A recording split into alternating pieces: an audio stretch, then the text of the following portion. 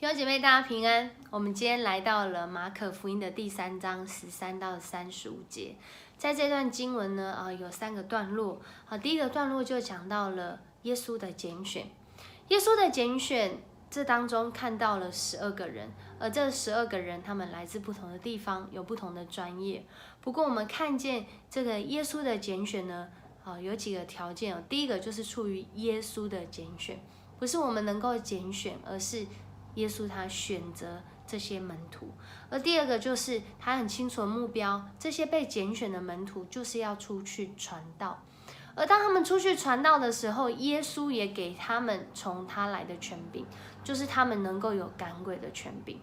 不管我们从哪个地方来，我们有什么样的专业，有什么样的专长，我们都有同样一个权柄，就是从耶稣来的权柄。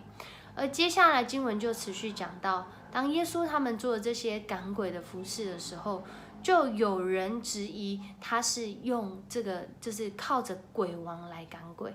耶稣在这里就回应了，撒旦怎么能够驱逐撒旦呢？一个国家自相纷争，那国家必然站立不住；一个家庭自相纷争，那这个家庭也必然破碎。所以没有人能够去这个家中直接把这个人的东西全部带走，他们必须要先把这个武士，就是把这个壮士的家里面，如果要拿他家里的东西，必须要先把这个壮士绑起来，他才能够去做这样的事情。所以其实耶稣在回应他们，接下来这个话就蛮严重，他就说了：我实在告诉你们，人所犯一切的罪和所说一切亵渎的话，都能够得到赦免，但是亵渎圣灵的人永远得不到赦免，因为他所犯的是永远的罪。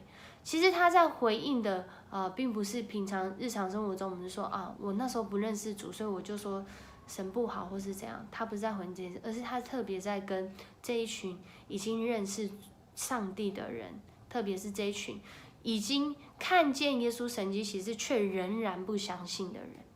他们没有办法得到赦免的缘故，并不是因为耶稣不要赦免他们，而是他们即使在这当中，他们也不愿意被赦免，他们不想要承认，他们不想要回应，他们不想要悔改。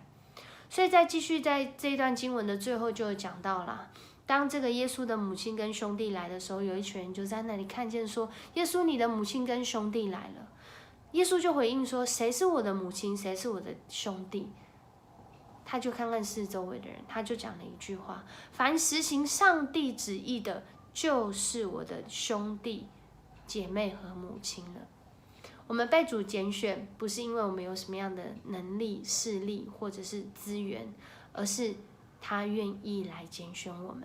主耶稣拣选我们，让我们有个清楚的目标，就是要去传扬福音的道。而在这个福音的道里面，耶稣也给我们权柄。当我们愿意这样遵行的时候，我们就是他家中的人，就是他国度里的人。愿上帝赐福大家。我们一起来祷告。爱我们的主耶稣，我们向你献上感谢，谢谢你拣选我们，不论我们有什么样的能力。当我们愿意回应你的时候，主，你让我们有清楚的目标，就是要向人来传讲你的福音。更是在这当中，你赏赐我们从你来的权柄能力。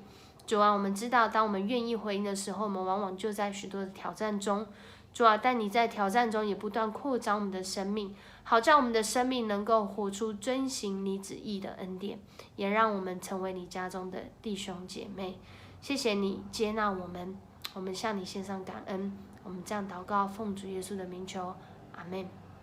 愿上帝赐福你，他拣选你，让你为他来传福音。